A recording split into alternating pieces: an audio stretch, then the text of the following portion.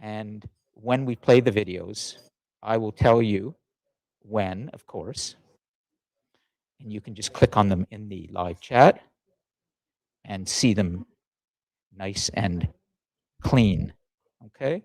So does that make sense, Lydia? Did you follow those technical directions about the links in the live chat? Yep. Great. Okay, good. Because that's going to help us to really. Okay. Great. So that's good. That's all working. My battery power is good. And yeah, I think, and we've got, I'm going to put that here. And I really think we've got the tech working better and better now. So we'll start in a couple of minutes. And just need to review my content here.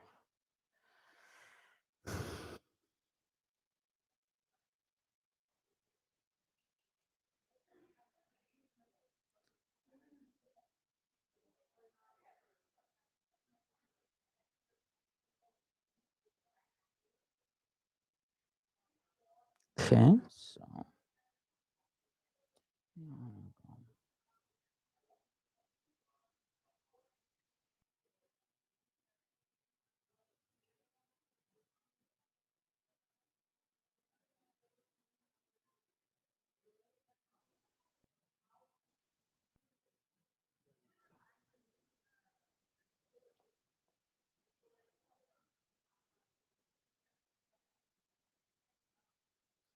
great. So we'll play my Tay's video at the beginning. My Tay's video.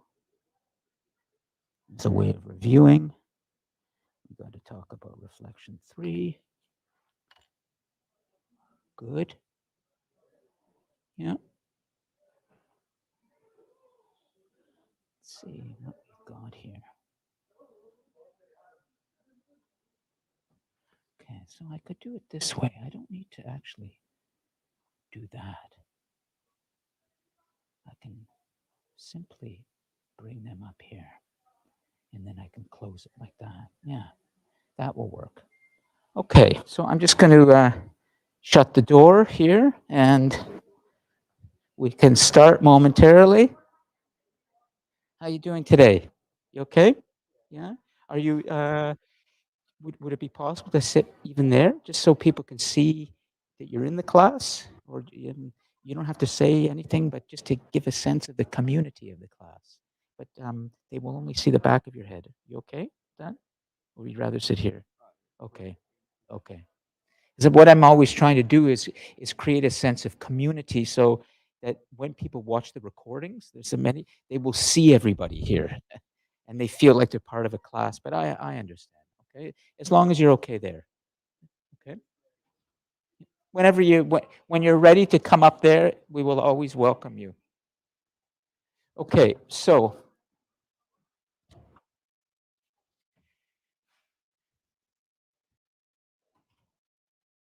I'll leave that. Yeah, I'll close that. And good. The heating is a little more under control. I've got the smart board, and I think I'll go over there today and do a bit of note taking myself. Great. So let's just see what we have right now. Nice. Okay, so we've got a class going here. Excellent. I think we can begin. Welcome everybody to our Friday exploration of where do we come from? We, the humans, these remarkable and strange and dangerous creatures, very creative, though, on planet Earth. And I'd just like to make sure I can check in with everybody on board right now before we take off. So I just want to make sure we have, let's just make sure it's Dhruv. Oh, Okay, we'll get the names. I'm always, can you just, with so many students this semester, I'm really trying to get everybody's names. Can you just repeat your name again? Goravjit. Okay, Goravjit. It's not Dhruv. Ham, Ham, Hamel. Okay. Goravjit and Hamel. Okay. You know, the inimitable, you cannot be replaced Maite. Nobody can be Maite. She is a force. Ben, right? And then it's, uh, we'll get it. Give me your first name again, sir. Hazayam. How do you spell it again? How do you spell it? As A is a Shazam. That's a as Isam. Azam. Isam. Okay, and then okay, Isam. And is it Jessica? Is it? Ah, okay, and then uh, it's okay. Don't worry about it. But we have others that sometimes come in the back and they come and go. And then, of course, Lydia is with us. Atif, George, and Julian are online. And I don't need to do a technical check with all of you online because I know things are working because I already checked with Lydia. So that's good. And then, of course, welcome to all of the students watching the recording later. This is our little community, our class. It sort of sprawls, you know, outside of the class, all over the place. But ultimately, it is a community. And I've tried to create that sense with how we set this up, that no matter how you join the class, you always feel like you're part of it, however or wherever you join from. So let me just explain a little bit about how things are going to work today. And I am going to also make sure everybody's clear as well about the uh, links to the videos that we're going to show as part of the multimedia lecture, including very soon a clip from a movie that Maite has identified as part of a really important theme in this course, the God King, the force of the God King. And I'll let her explain more about why she's chosen this clip momentarily, but we'll get to that in a second in the review. I just want to make sure I've dealt with a little bit of housekeeping here in terms of how you will be able to watch these videos so that you can see them in high def clearly, full screen, and that there will be no copyright infringement that I'm hit with from YouTube. The way to do it, I've learned, is I'm just putting the links in the live chat. Okay, so for those of you who are watching online right now synchronously, you just have to go to the live chat when we get to that point, and when we run the video up here, we will run it for everybody here on the big board. You'll see it, but you won't hear it. So just click on the link and you will be able to watch it and hear it clearly. For those of you watching the recordings, it gets a little more complicated because I'm not able to get you the links in the live chat replay on YouTube for some reason. So I will attempt to do that again later, but at the very least, what I will do when we start with the videos is I will just give you the title of the link. It's available on YouTube, and you can go watch it and just enter that into YouTube, and hopefully you'll get the exact link. We'll give you a precise title, but you won't get an actual link for now. But I think that that covers everything. The idea always, hi guys, nice to see you, is that what we're trying to do in this space with your constant feedback and your participation is create a truly live multimedia classroom for humanity. That's what we're doing here. And the more that we can perfect this format and perfect the technology, the more easy it will be when we appear, as we're planning to, at the World Expo in 2025 in Osaka, in Japan. And it's the World's Fair. It's, you know, has a long history of great technology and innovation in the world. And we're hoping to make a presentation there about what education can be for the future. So constant feedback is what we need. Ryan. Well, Japan's small, so it's probably fairly close. I can't tell you exactly. You know what? Let me get the map up, all right? And I'll bring things up now. And I'm going to do it this way. Hold on.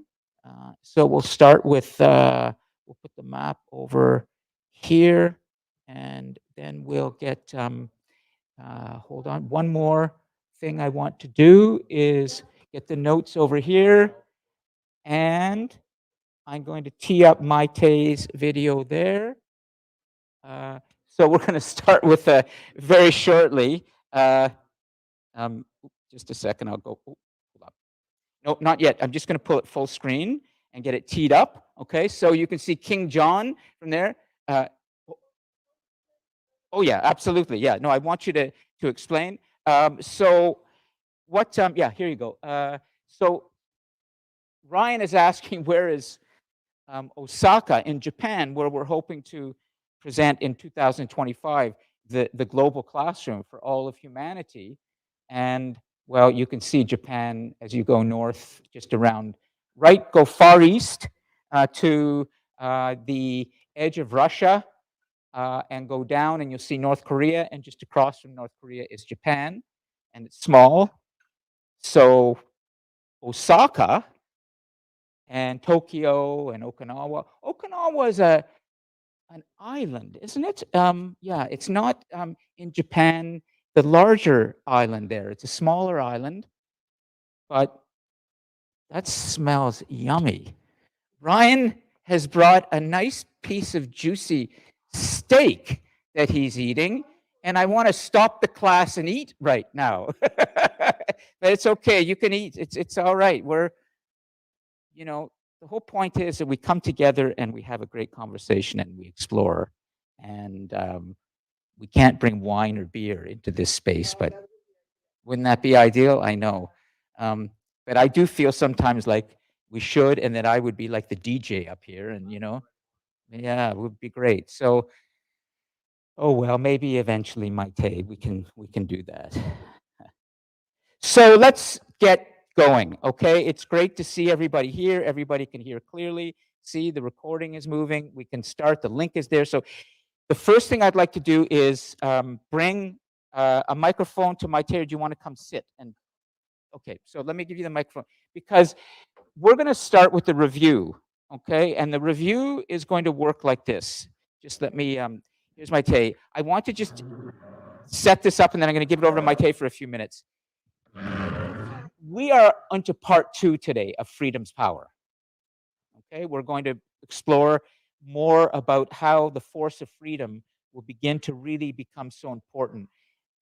And we will explore how the idea of the God King, which has been so seminal or important in our story, will be challenged and then kind of replaced by human rights. Now, as a way of reminding you about how powerful the force of the God King is and the desire for kings and monarchs, Maite sent me a link of a movie.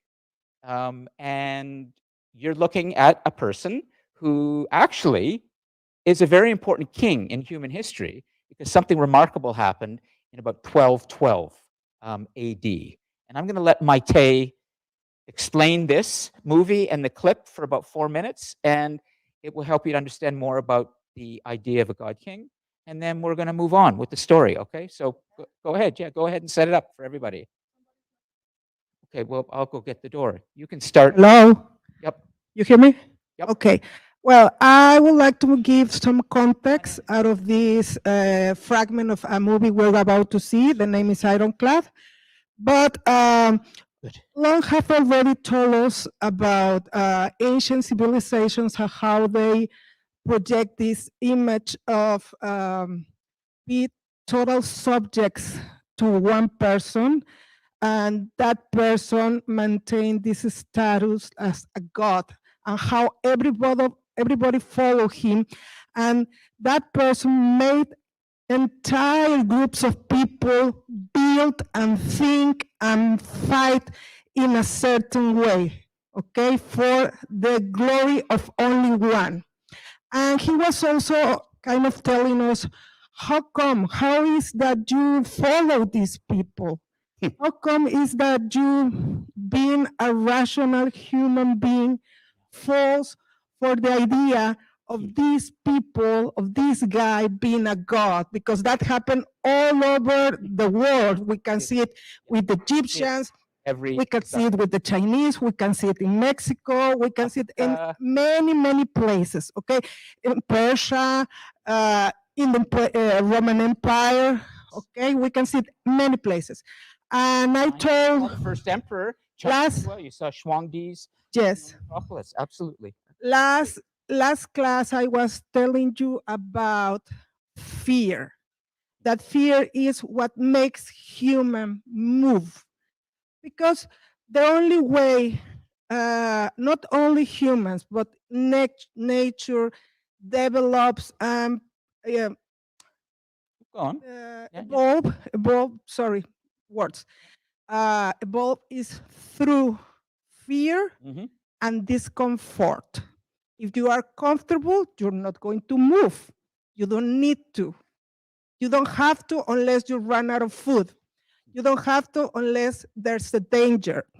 You don't have to unless something bad happens. If you are in your house, in your bed, cozy enough, and you have already Keep going. I'm eaten going to write a few and things. going to before. the washroom, and you want to watch a TV and you don't find the remote, you don't stay there cozy and laying down. You wake up, you get up and go find that remote because you first cut off your finger, then go into the TV and change it manually. Okay? And the same with your device, your telephone. If you don't find it, it doesn't matter how comfortable you are, you're gonna move to find it. And don't tell me you haven't done it. Okay? So that is discomfort. And that's just a funny way to present it. But in nature, you need to move, okay, in order to survive. So returning, taking this idea or taking this principle to history as human beings and how we follow just one person is through fear most of the time. Let me Why? stop. Because let me stop for a just second. let me tell you why. Just wrap it up because Because I want to make sure we they have time. Okay. are going to punish you in the most ruthless way as you're gonna see.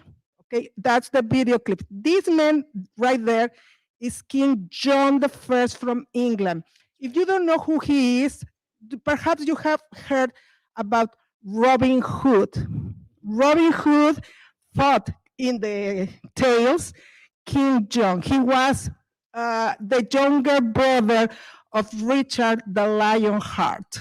Okay, so perhaps you don't know all that history, but Robin Hood you have heard is this guy who used to steal from the rich to give it to the poor.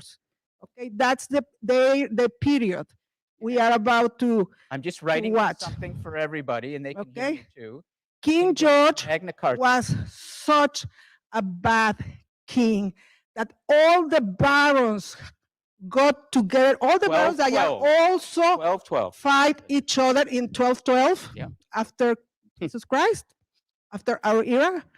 That 1212. all the barons that they usually fight each other got together to ask him for guarantees because he was such a bad king. No, let that me he stop. for a second. never Hold on. I respect. need to stop. I need to Okay, stop. tell me, Hold tell on. me. Okay. First of all, it's great. He wasn't a bad king. He was a king, and a lot of kings enforced their will on the peoples, and this was the first time, more or less, the first important time in history.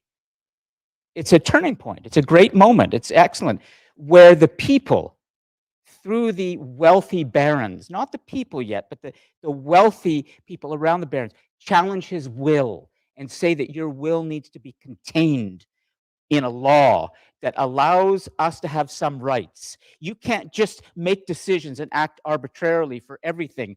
The will of the king, the will of the monarch now must be contained. And it's the beginning. It's the beginning of the movement away from kings who have a divine, seemingly divine right, to the beginning of human rights. It's a very, very early stage, but Maite's right in that she's picked a moment when a king is being challenged, but he wasn't bad. No, yes, he was. Wait. All kings were Yes. like this. All kings and emperors and monarchs were like this. Yes. They enforced their will. Yes, but there's a difference between enforce their will and, for example, to the barons, he didn't mind. He'd go through their castles, take their women, kill their children without provocation. That's not just being a king, that's being a bad person as well. Well, for the King time, Ramses for the of idea. Egypt, you saw, for example, King Ramses, that I Yeah. showed you him in the coffin. Did I Yes, show yes, you that, yes. right? Give me Remember the- King? He had Yes. 160 children. Yes, with different wives. You know, Yes. you He had can- many and I- concubines. And I suspect that quite a Yes. few of those women did not really want to be with him, but he made sure if he liked those women that you would come and sleep with him. It And doesn't also, matter we because the cannot king- judge with our 21st century mind what happened in the past. We don't do that. We have to be stand in that place Right. and that era and understand what's Understand. happening. So can we play the Yeah, parts let's of play it, okay? So we're gonna watch a clip, and I understand this movie is extremely violent, and that's why it didn't do so well, and it got some Rotten Tomatoes thrown at it all over the place. However, it's thing. dripping in Rotten Tomatoes because of this. But Just the last thing. What we are seeing now is almost the last part of the movie.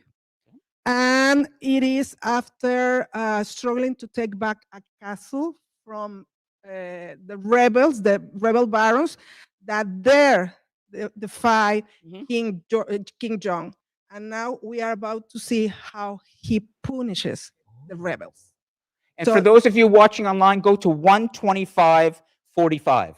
Okay, so click on Ironclad in the live chat. And are you ready? And this should work just fine. Thanks. Great introduction. Okay. So let's make sure we have video.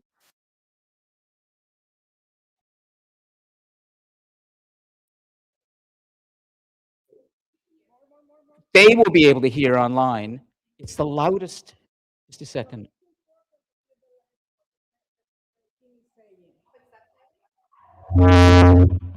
Sorry. Let me get the subtitles. It's the loudest, but I'll bring up the. Oh, they're. It's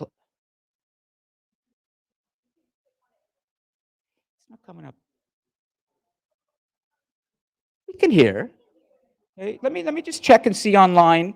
Hold on. Lydia, could you jump on your microphone and just tell us? Can you hear it clearly when you click on the link? Yep. Great. Okay, so we're good. Okay, so I'm going to jack it up as loud as possible here, and here we go. Okay, good. So everybody can hear.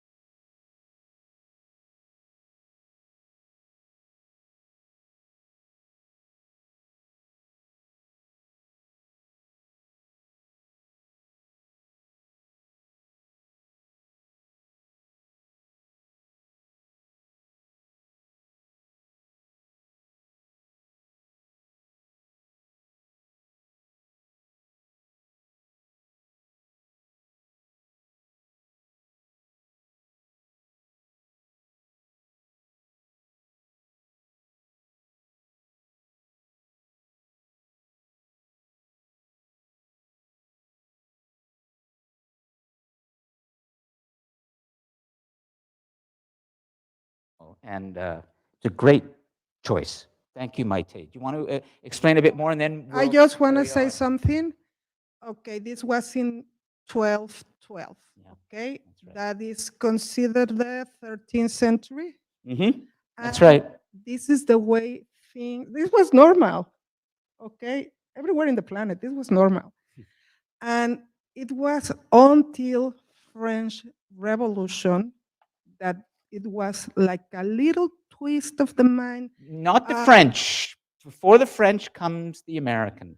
Yes, but they still were And then thinking. Spanish. We're going to talk about that today. We have 3 revolutions coming. Okay, but Yep. wait, the French were the philosophers who start questioning the divine right. No. Yes. No. I'm afraid. Yes. No, I'm going to show you The today. other I'm going to show people- you it started earlier. Maite, Okay, the other people have to- question the government's right, I'm but gonna not the show- divine hold on right. a second.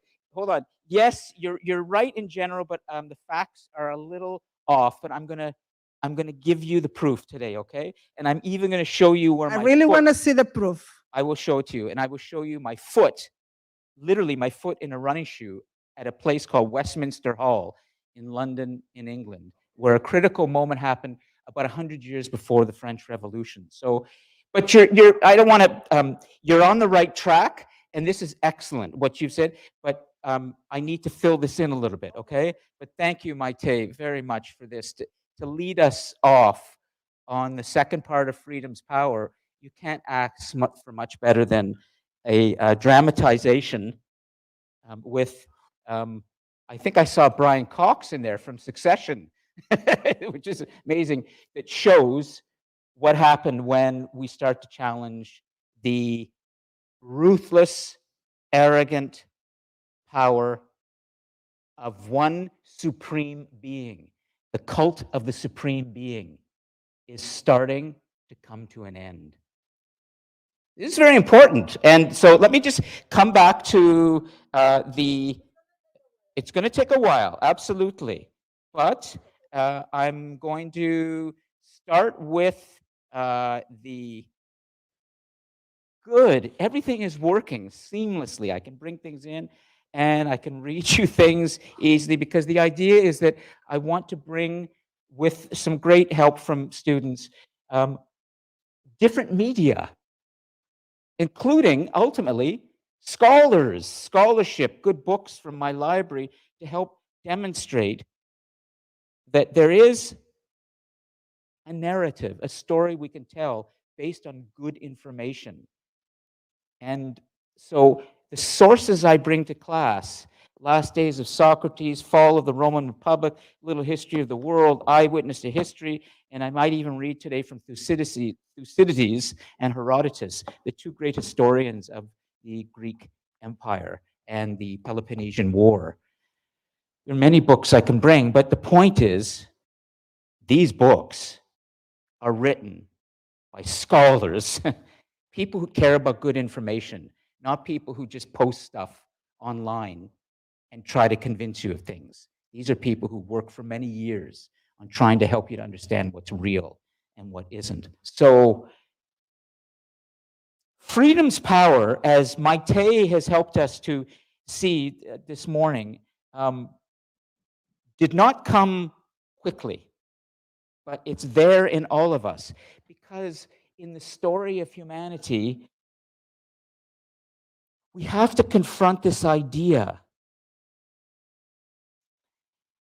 that William McNeill told us about early on in our story. If you remember, I stood up here and read from a classic called The Rise of the West, A History of the Human Community.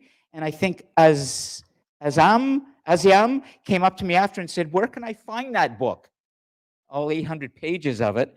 And I didn't bring it with me today, but I read for you that passage where he says at the beginning of civilization that humans, through their fear of natural disaster, created this idea that they're the slaves of the gods, that they must satisfy their gods somehow through sacrifice. so that they won't be wiped out by a flood or a mudslide or any other natural disaster. That we humans created this idea because of our fear of disaster. We wanted protection from our gods. So when Maite mentions about the fear and how deep, it is true. It goes very deep in our story that we began to create these gods, and ultimately one God who will protect us. As long as we follow that God's principles, that God's plan for us. And eventually the God gets merged with a human into a God king. That becomes the emperor, and many ideas that start to flow from that. So when we talk about freedom and power, we're talking about this idea that humans are going to start recognizing that they don't need a monarch. They don't need a King John. They don't need a divine being. Our own minds are our own gods. Our own minds and our own selves are our own priest and our king. It's often said that the grand narrative of the story of civilization so far, and it comes from Alfred North Whitehead, a wonderful philosopher, Adventures of Ideas. He talks about flashes of freedom in these early human societies where humans are starting to understand that they can challenge this idea of the God King. But it's going to be long, it's going to be bloody, it's going to be difficult, and it's going to take remarkable courage. As you've seen in this, very sort of Hollywood-like dramatization, but it's true nonetheless that many free thinkers, many brave people will give their lives for us to become more free. When we think of this idea of the God King, we have to remember that all the way back to the beginning in our story, in human societies, in the early, for example, human societies in Mesopotamia, there was this idea that that God King could bring us everything that we needed as long as we followed him. But that God King also knew something that he did not want to tell us about. And we see it in that wonderful clip at the end when King John walks into the sort of the water, and he's starting to talk about how, in his own way, I'm burdened.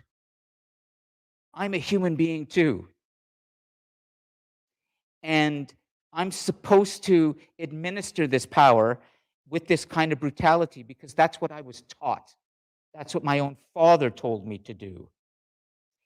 Actually, if you go back into the early God kings, like Gilgamesh, one of our great early God kings, and you can see in what's called the Epic of Gilgamesh, it's one of the first books ever written about a God king. He too, Gilgamesh, is trying to deal with his own mortality. Gods and kings, particularly human gods, they don't like the fact that they're going to die. They don't like the fact that they also are human too, and they have to grapple with that. And even in the clip that I showed you last week from the first emperor, the God King of China, Shuangdi, do you know about the terracotta warriors? Have you ever seen the terracotta warriors? They're about 9,000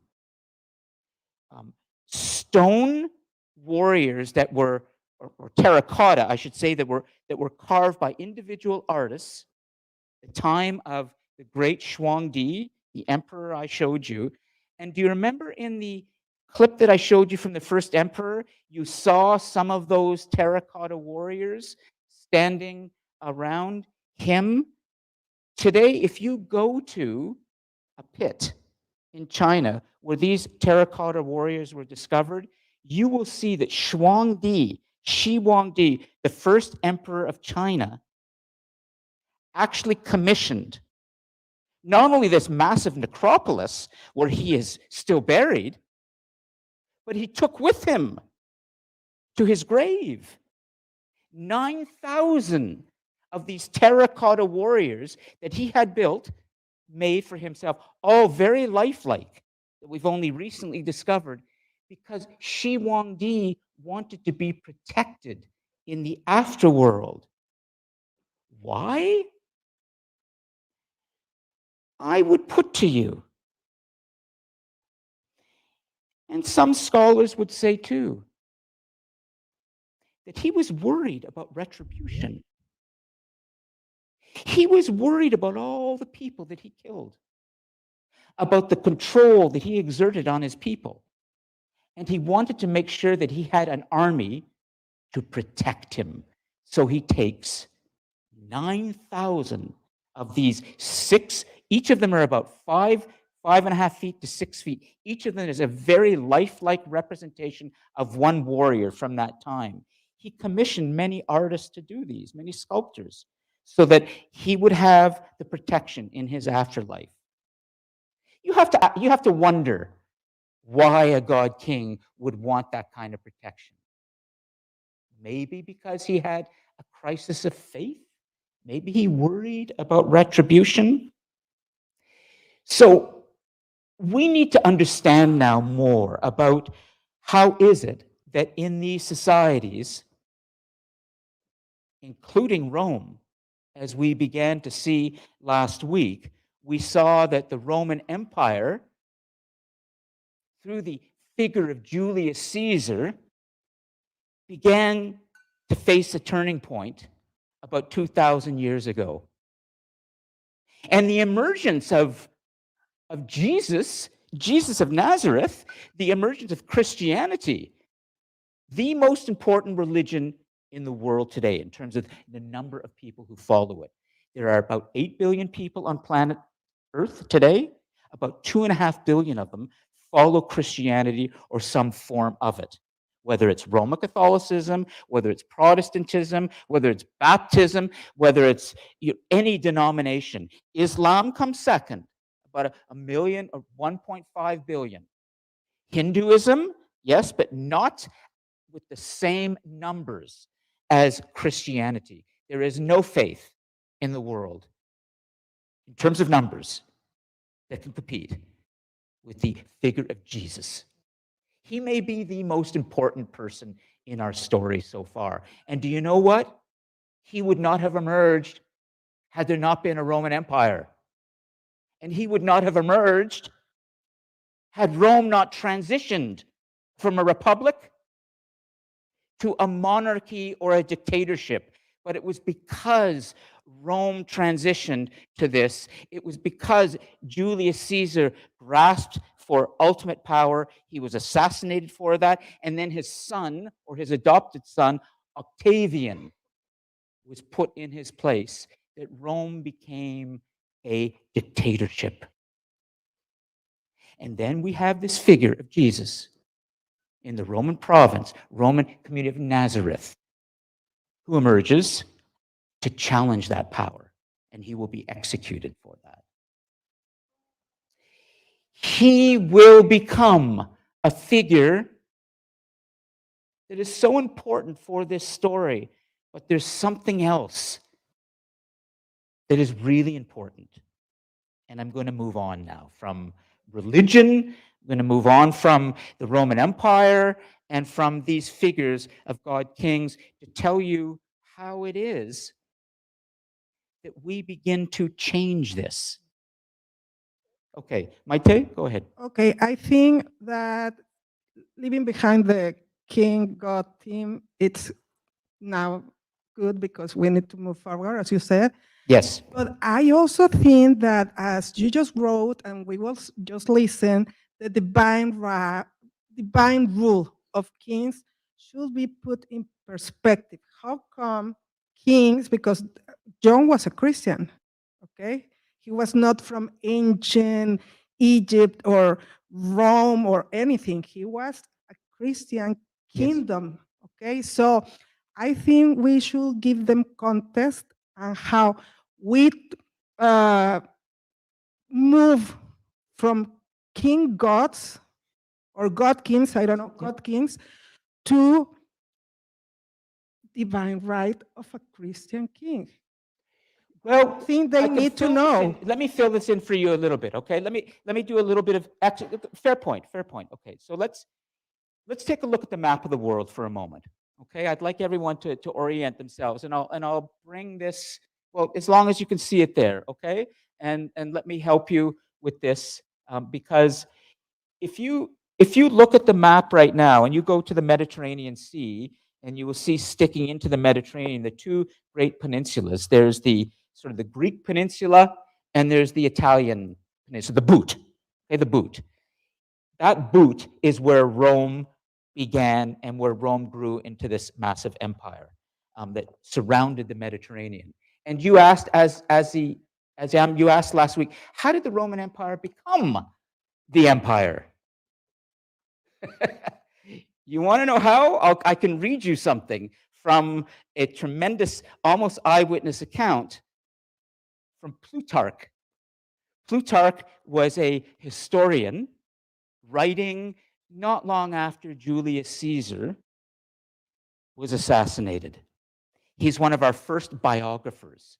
He was writing very close to the time that Julius Caesar was alive. He wrote in Latin, but we have a translation here. This is a book called Fall of the Roman Republic, and it profiles many of the Roman emperors who followed Julius Caesar. But there's a great portrait of Julius Caesar here that I want to read you a passage from. My answer to you is, you know why they became that way? Because of conquest, because of the legions, the Roman legions, because of war, because of the idea of the warrior, the holy warrior in our story. If you don't believe me, I want to read you something. First, I want to tell you that we have it from Plutarch that Julius Caesar was an epileptic. Hold on. I want you to understand how it is that Rome eventually adopted Christianity and became a Christian empire. Mattei's right, but we need to understand something about how it is that Rome became an empire first, because you had asked, but then we also have to understand how is it that one of their emperors in the 4th century decided on his own, his name is Constantine, that in spite of having persecuted the Christians viciously for 300 years, eventually Constantine is going to appeal to the idea of the cross and Jesus, before an important battle that he, let me just finish, okay, Maite? Let me just finish and then I'll come. Let me just hold your thought. And Rome will adopt the Christian faith and Rome will become a Christian empire.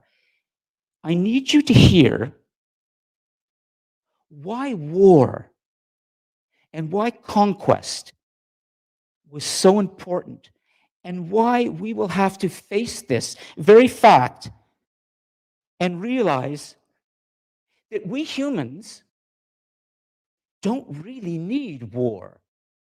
What we need is education. What we need is knowledge. But we will have to deal with this. Let me read you something, okay, about Julius Caesar. This is Plutarch writing about Julius Caesar and why war and conquest became so important and why they became an amazing fighting force as him, where they conquered everybody. The Romans, they just moved across the Mediterranean, the way the Mongols eventually will do it from the east. Julius Caesar showed that there was no danger which he was not willing to face, no form of hard work from which he excused himself. So far as his fondness for taking risks went, his men, who knew his passion for distinction, were not surprised at it, but they were amazed at the way in which he would undergo hardships which were, it seemed, beyond his physical strength to endure. For he was a slightly built man. He had a soft and white skin. He suffered from headaches and was subject to epileptic fits. I'm not making this up. This is Plutarch writing. Yet so far from making his poor health an excuse for living an easy life, he used warfare as a tonic for his health. I want you to hear this for a second. This is a man who apparently was physically fragile. And to compensate for that fragility, he became a warrior. I will ask some of you right now, how many of you in moments of weakness and fragility are filled with shame and will lash out? Will want to demonstrate that you are a man, a great man, a violent, strong man who can endure any hardship, any battle, and wants to demonstrate that to the men around him. From great insecurity and great weakness comes great acts of violence. I want you to think about that. Plutarch. Now, eventually, 300 years later, from that moment that Plutarch is describing, one of the Roman emperors, Constantine, will make a decision, an arbitrary decision. He will consult no one except his court. There will be no vote. He will adopt Christianity as the faith, and the Christian empire will grow around the Mediterranean. And we will see rise, not the Roman Empire, but what's called Christendom. Christendom, the Christian world. In fact, the Roman Empire will split. It will become so big, there will be the Western Empire and the Eastern Empire. But they will all be dictated not by the emperor anymore, so much as the Christian faith. Now, I can start something very important. You heard me read an eyewitness account of a friar arriving in the Americas, raising a cross and saying to Atahualpa, the Inca emperor at the time, "We are Christians. Here is our Bible." You remember that? And Atahualpa couldn't read that, and he slapped it down, and the rest is a terrible slaughter. How is it that after this, we start to see first a shift happening? The shift that is going to lead to the beginning of human rights. Already we had seen 200 years earlier in England these flashes of freedom, 1212 with the Magna Carta, with the challenge to King John. But in the 1400s, 1450, the printing press was invented in Germany. And through the latter part of the 1400s, leading up to the arrival of Christopher Columbus and others in the Americas, books were starting to be published, distributed around Europe. Knowledge was starting to be spread more. People were starting to read more and become more literate and more wise. As a matter of fact, in the 1500s, the early 1500s, we see among the Christian faith in the Americas a remarkable figure emerge, who himself was knowledgeable, was reading, was Christian. His name was Bartolome Las Casas. Bartolome Las Casas, and I'd like to write this on the board. I can't do too many things at once. So would you be able to write and say at the same time? Because it would be great. Hold on. I need to get this to you today. And then it's not out of disrespect, Maite, in fact, quite the opposite, but there's critical knowledge I've got to get to you, okay? Because you're doing your third reflection today. So just hold on. We will come there in about 15 minutes, okay? Promise. Just hold your thought, okay? If there's anything you want to correct me on or we can debate, there will be lots of time, but I need to get this to everybody quickly.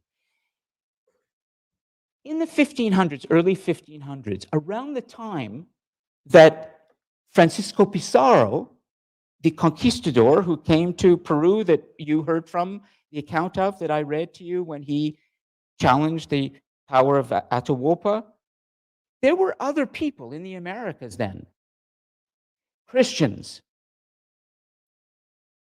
who were wondering, what are we doing to the indigenous peoples here? Why are we killing them? Why are we enslaving them? Are these people not human beings too? Bartolome Las Casas was one of those ministers, religious figures in the Americas who began to write about the sin of domination. And so great was his influence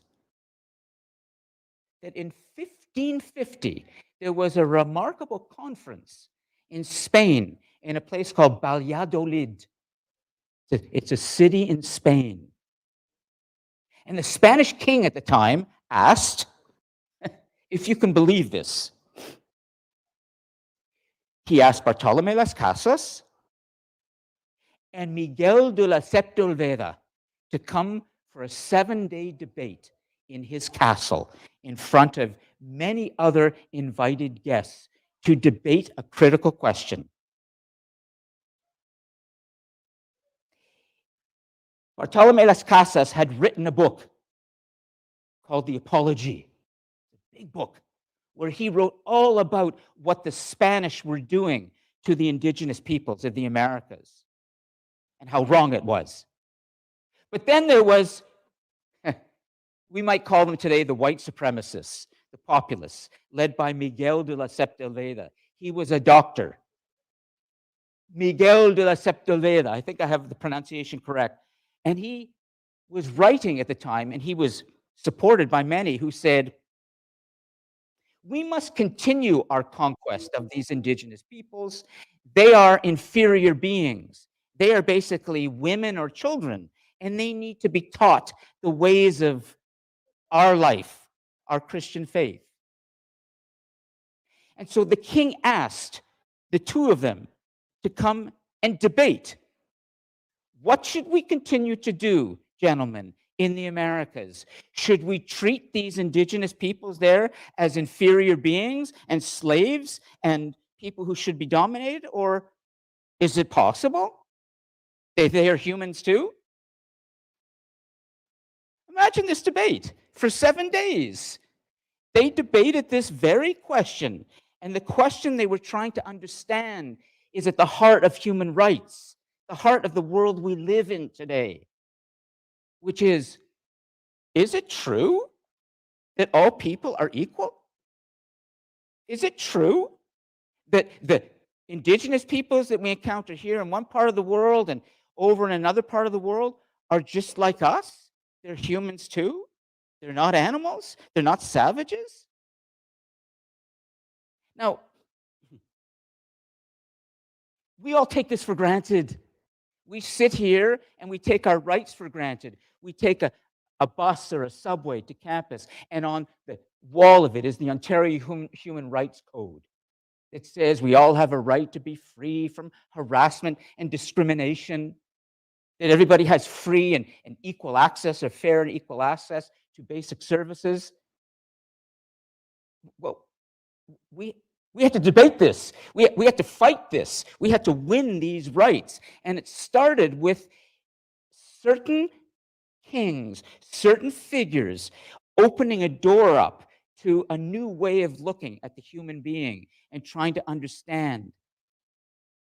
Is it really necessary for us to enslave? And most importantly, should we carry on this thing called hereditary slavery?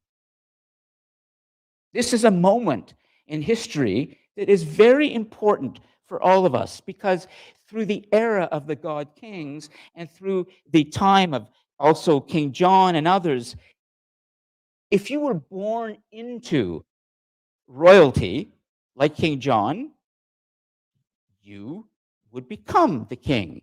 If you were born as a laborer or as a peasant or as a slave, you remained that. You were not allowed to get out of your box. Think of it like this. You're born in Oshawa, or you're born here, you're born in Toronto, or you're born into a home where, it has been impoverished. There is addiction. There is violence. And you were born into that. And there's no chance for you to get out of that cage because you inherit that life. You cannot break that. There is always a glass ceiling in your world. It's called hereditary slavery. And after this debate in Valladolid, the king decided to abolish hereditary slavery. This is important because it meant that slavery would continue in the Americas, that the people there would be exploited for whatever they could provide to the Spanish. Yes, but as Alfred North Whitehead has said, we saw a flash of freedom, a new flash. A king was prepared to open the door and change. This is going to grow.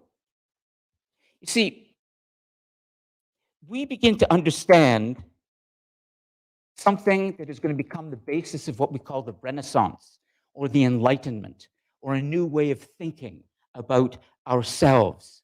And that is, man is a little world in which we may discern a body mingled of earthly elements and ethereal breath and the vegetable life of plants and the senses of the lower animals and reason and the intelligence of angels and a likeness of God. And this was written at that time when we are starting to wonder, what is a human being? Think of it. Is a human being something that we all share? Do we truly have this common bond of humanity that now we can take forward? Well, yes. As a matter of fact, because books were being published now, more people are starting to read, there was an awakening, at least in Europe, which will lead in this idea to the idea of more freedom for humans, not less. That more equality, not less. And it had a lot to do with the Greeks. And we see returning now a period called the Renaissance in Europe. And that is, it's a rebirth of the intellectual empire that the Greeks had brought to us. This is a famous painting that you're looking at that was painted in the 1400s by an Italian painter. It's called The School of Athens. And in it, we see the European world beginning to return to an idea, not of religion, and not of the God King, but this idea of democracy. This, Maite, please just write it down, okay? This idea of, it's an idea of that through debate, through interaction, through the marketplace of ideas, through persuasion rather than force, we can move forward as a society together as equals. The Greeks understood this, if only briefly, and there was a figure who understood this greatly, And I want to read you something. I love to read this from The Death of Socrates. In 399 BC, going back a little bit, but it's important now. If you look at this painting, the School of Athens, you will see coming through the archway two critical figures in the story of free thought for humanity, Plato and Aristotle, the two great Greek philosophers. They're right here in the archway, emerging. And you see all around them, all other Greek figures who are sitting around and talking and discussing, scientists, mathematicians, and others. And then you see, I practiced this. I'm going to zoom. Oh, there we go. It zoomed in. Good. Just over here, there's Socrates. Socrates is talking to other people. He's holding court. Socrates, we often say, is, everybody knows the name, a kind of sort of icon of free thinking. This person and the people he taught are going to emerge increasingly as the people that we care more about than our God kings, the people that we think more about, and they will inspire more and more the modern world that we have today of human rights and free thought. But what's remarkable about Socrates is he didn't write anything. He was the first brave, strange free thinker, and his students were Plato, and the student of Plato was Aristotle. And they come in that line, Socrates, Plato, and Aristotle. Socrates killed himself. Socrates was forced by the authorities at the time. After the Greeks had lost the Peloponnesian War against the Spartans, when he had alerted the Greek world to the dangers of this war, he had his students who followed him, but he was told by the authorities, some of whom were Spartan, who were replacing the more democratic thinking leaders at the time. They told him, if you do not renounce what you have been saying, if you won't stop your criticism, you have two choices. You either stand up in front of our assembly and say you are wrong, or you drink the hemlock and you kill yourself. Now, this is 400 years before Jesus. If you wonder why Jesus of Nazareth was prepared to die for the sake of his beliefs, for his convictions, and if anything, Christianity is a religion of equality at its core. This is what Jesus was preaching. We all are equal before God. That's why it was so powerful. But there were people doing this long before Jesus, including Socrates. Now, I want to read you something, an eyewitness account. I'm always interested in primary sources or people who are close to the action. Plato wrote about the death of his great mentor. It's called The Last Days of Socrates. Actually, he could not bring himself to be with Socrates at the moment he drank the hemlock. So he wrote about it afterwards, based on what he was told by some of the other students who stayed with Socrates in the night before he drank the hemlock and died. Now, I want to read you this account of what it was like to be there at that moment when this philosopher, this person who challenged the power of the god kings and others, was prepared to die for his convictions. We're still talking about Socrates 2,000 years later. We still talk about, with great respect, the free thinkers who died for their convictions, did not compromise. We are the recipients of their courage to some extent. Let me read this and then we'll stop, okay? Because I know my taste itching. I know that. I know. Okay. For sure, but you have to hold it. I'm teaching now, not you. Okay, Maite? It's very good what you say, but I have to get certain things across, okay?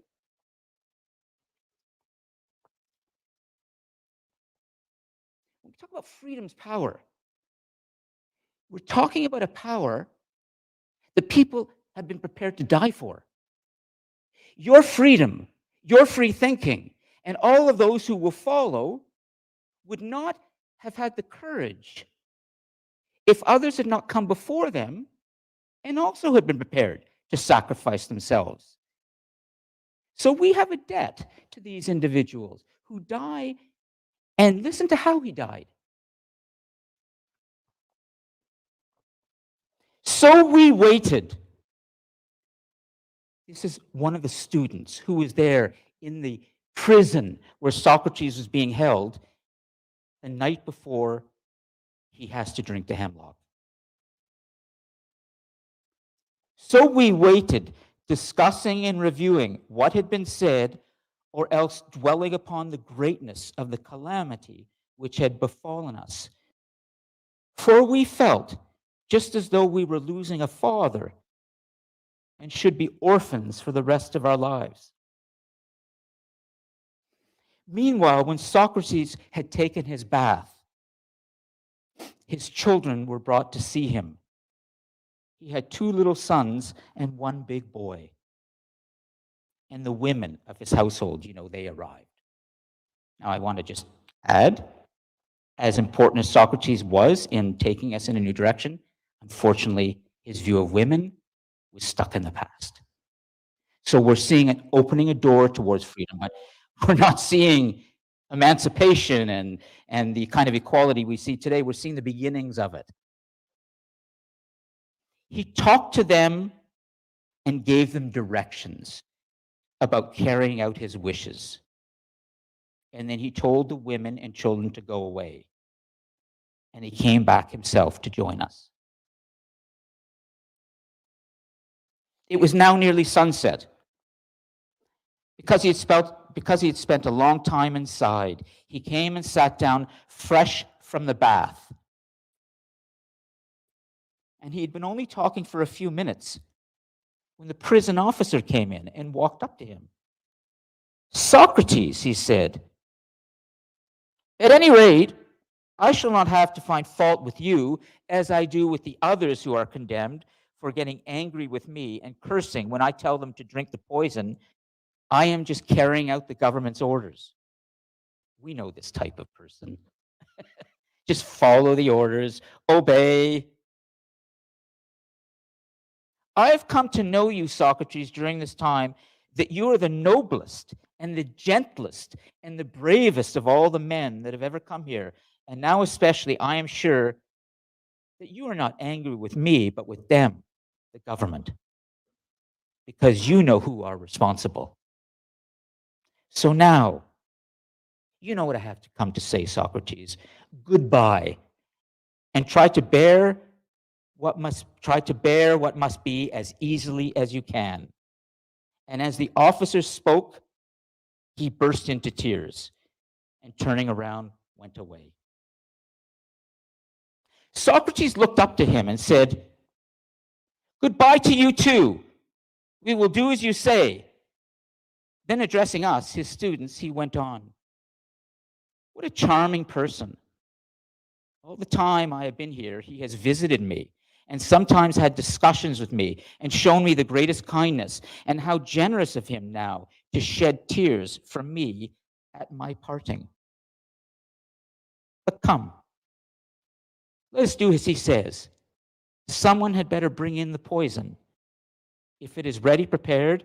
If not, tell the man to prepare it. And he drank it, just like that, and he died. Now, he could have said, no, I'm going to save my life.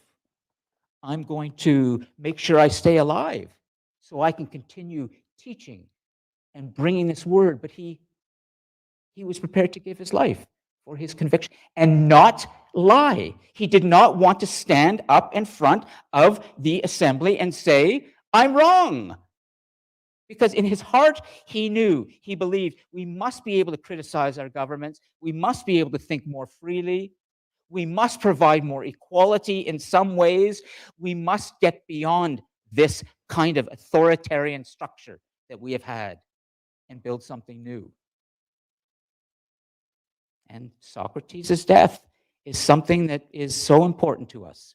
Okay, I'm going to stop for a second, okay? And there's so much yet to come, but I want to make sure that we have a chance to understand this idea of where we get our desire for freedom and why it's such a powerful force.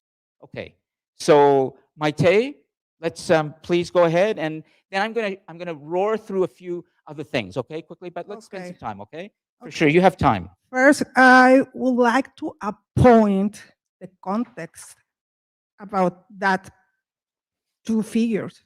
Yes, First of them, when you talk about democracy, yes, I think everybody understands democracy in a 21st century century. kind of way. And it was not like that in ancient Greece. Okay, only aristocrats were entitled to express their opinions and to choose their governments. But if you were a peasant, if you were, I don't know, a woman, you were a foreigner, if you were a slave, and you weren't a person. Yes, both Plato and Aristotle had slaves. Yes, this is true. Athens was a slavery city country, okay, and they were both against democracy. Yes, Socrates had this way to teach that was called mageutic. Socratic, the Socratic The method. Socratic method is Question. mageutic, Question. through questions. Good question. What do you think this? And why do you think this way? And what do you think this will happen? And he kept so questioning everything. So he was breaking structures or making people break them because he was questioned, for example, the gods. And he was sentenced to die because he was corrupting the young people, because he was making people to question the government, the religion, everything. So he was sentenced to That's true. die this way. That's right. But one of the things Socrates have told is that the majority opinion, it has to be taken in count and obeyed. So according to his thoughts, because he was sentenced by the majority to die, he followed his own teaching, Yeah. his own teach. It's his conviction. But His conviction. yes, his conviction, because he didn't. I mean, he couldn't go the other way. He had all this, all Stop. I just because want to make sure others have a chance too. Okay, this is good. This is all good. Wait. Okay. And but when we finish because talk, I want to move it and around. when we okay? talk about democracy and the desire to be free and the desire to have human rights, that's 21st century kind of an idea, because when we go from ancient Greece to Middle Ages to French Revolution in the 18th century, it was not. Excuse me, but all these human rights written in the Carta Magna, all these human rights written in the Declaración de los Droits de l'Homme, it was only for white, rich, male. No black people, not women, not children. Okay? Let me stop for a second. Let me stop. Just hold the mic, okay? She's right. But what we're seeing happen is the door is being opened more and more over time to greater freedom. But it doesn't happen quickly. It doesn't happen immediately. It happens slowly. It happens through a fight. And she's not wrong, absolutely. Plato and Aristotle were elitist. They had slaves, but they also recognized that something had to change in their societies too. And they were prepared for them. But I want to show you something. I want to show you something. But before I do that, it's just a clip from a lovely documentary that tells something about Socrates that you'll see. Does anybody have anything they'd like to add at this point? Because I want to make sure that everybody is understanding this idea of that we're seeing a shift, but it's difficult for human beings. A shift from this idea that we are ruled by a central male figure to whom we are obedient.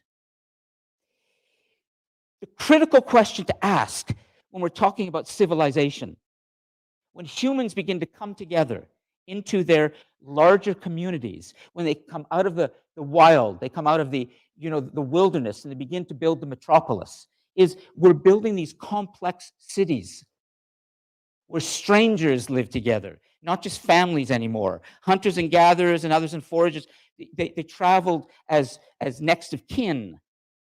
But when you start to get thousands and hundreds of thousands and millions of people living together around rivers, the critical question is, who should rule? How should we organize? Now, for a lot of human history, we chose a kind of fearful, simplistic way, which is the daddy figure would make the decisions for us, would become the supreme being.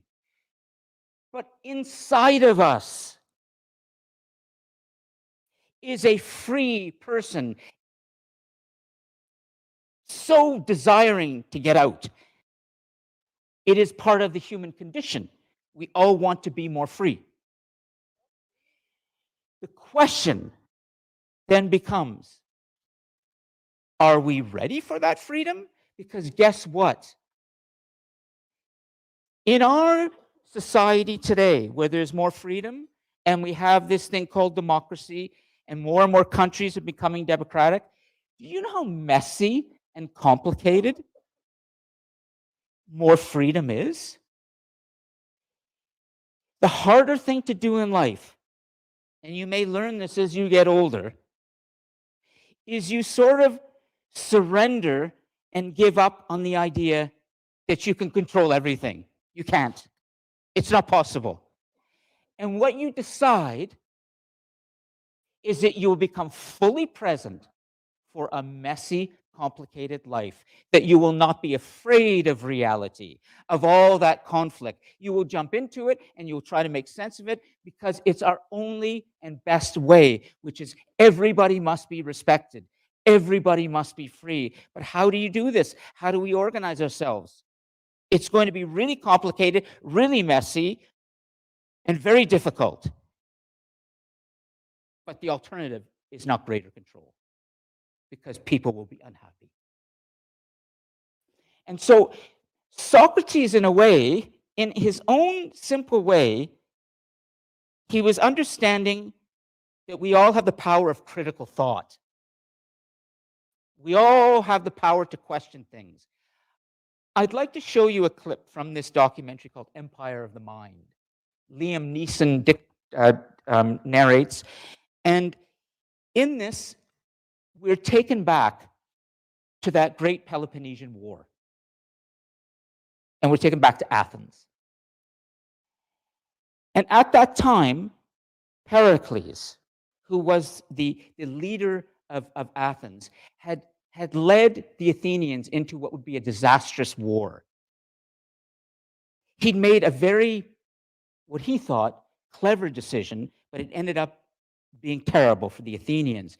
He had, because Athens was under attack from Sparta, great adversary, he had all the people in the countryside come into Athens, into the walled Athens, so they would not be attacked by the Spartans, and they would be protected in the walls of Athens. Sure enough, a plague broke out. because there were so many people together in this small place. That's about to happen, and it's going to lead to Athens' defeat. Socrates had been talking about how Pericles had been wrong. Well, now we have this moment that can help us to understand more about the context around the idea of critical thinking, free thought that Socrates was bringing to us. So for the students who are watching online, just go ahead and click on Empire of the Mind and go to 924. And you will see a wall and just freeze there. That's part of the wall of ancient Athens. And I'd like you to meet Socrates now in more kind of intimacy to understand something of his courage.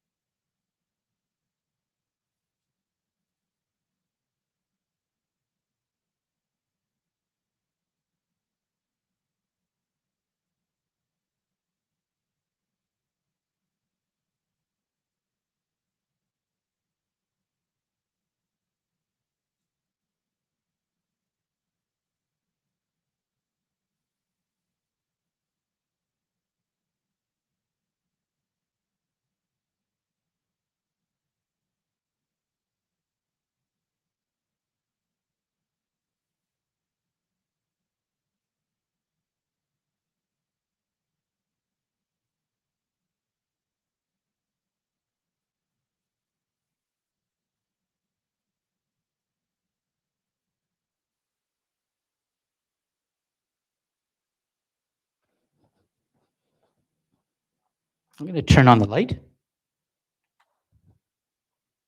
We have 5 minutes left. So I'll wait till next week before I move on. I want to make sure everybody has a chance to review and summarize a little bit of what we were discussing. And then next week, I will begin with this extraordinary individual. You may recognize him. He's well known, and he's quite a fascinating modern figure, Leonardo da Vinci, or Leonardo. But first, before I forget, you have a third reflection. It's been posted, the instructions. What's the takeaway today?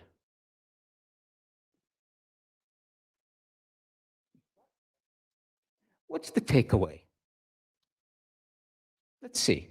What's the takeaway as in what's the critical knowledge? Or as we wind things down and we've looked at the emergence and soon the development of freedom's power that's going to become the most important force in our lives today. Every single person in this room right now is more free than others have been in the past. But if you weren't free, you would want to be. And you would feel that you deserve to be. You have a right to be. This is significant.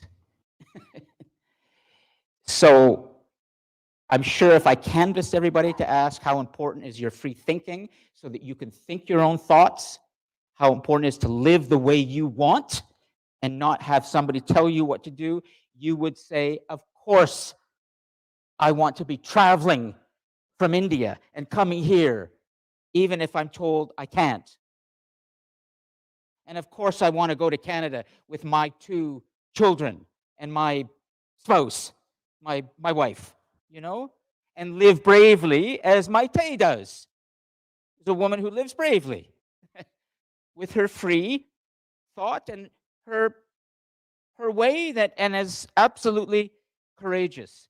Ben too, as am Heather, who's and all of you would want to be free. So where did that come from? And so I just want to make sure that you reflect on this idea of freedom's power, and maybe one or two of you can just articulate something about what you think is really important today from what you've been exposed to. And it could even just be a classroom in which the professor and a student debate.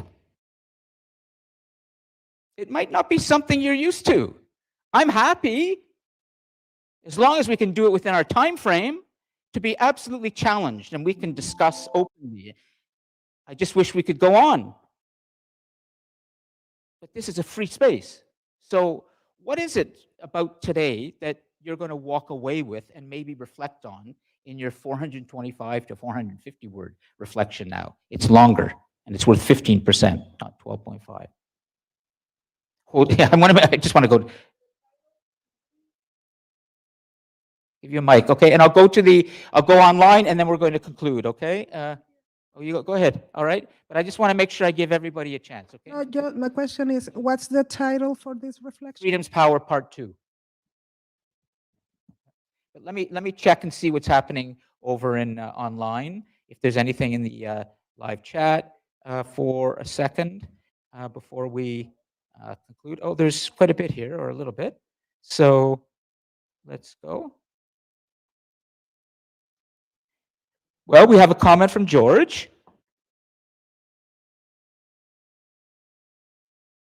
Hey, Mr. Appleby, I'm just wondering for this upcoming reflection, are you looking for a title page and then another page of information, or can it be more of an informal paper with just a heading and 2 paragraphs of information? It's informal, but it's the same. You don't have to respond. Okay. George, are you still with us? Can you jump on your microphone? Oh, okay, so George is gone. I would answer this by saying you don't need a title page. This is being posted in a Dropbox, not the discussion thread this time. But you can put the title at the top of the first page, but it's the same as you were doing for the first 2 reflections, except it's longer. Okay?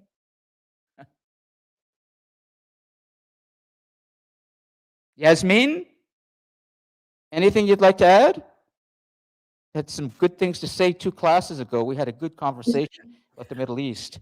I wasn't sure if you saw me typing at the moment, but well, I have just mainly thoughts about just the descriptor of divine God and how people were called that. I find it a little bit funny. I also think these rulers are sociopaths and narcissists. I don't think anyone should be worthy of being higher than another, but I do understand the organization aspect of having a leader, such as how we have police, like it's needed. But yeah, that's my 2 cents. Yeah. Thanks. Good.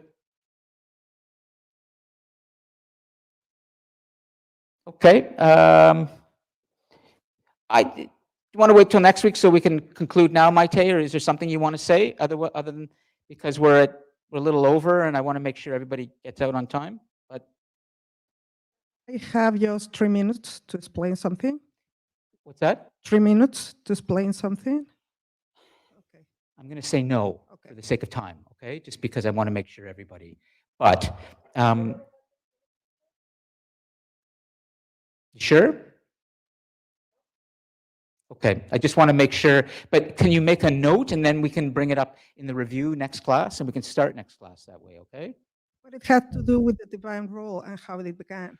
Put it in your reflection, because I will probably be reading out parts from the reflection, okay? Parts from the reflection. It's good, but it's just time, you know, and so thank you, everybody. And if anything you'd like to mention to me offline, I'm going to stop the YouTube live stream right now. So let me do that. And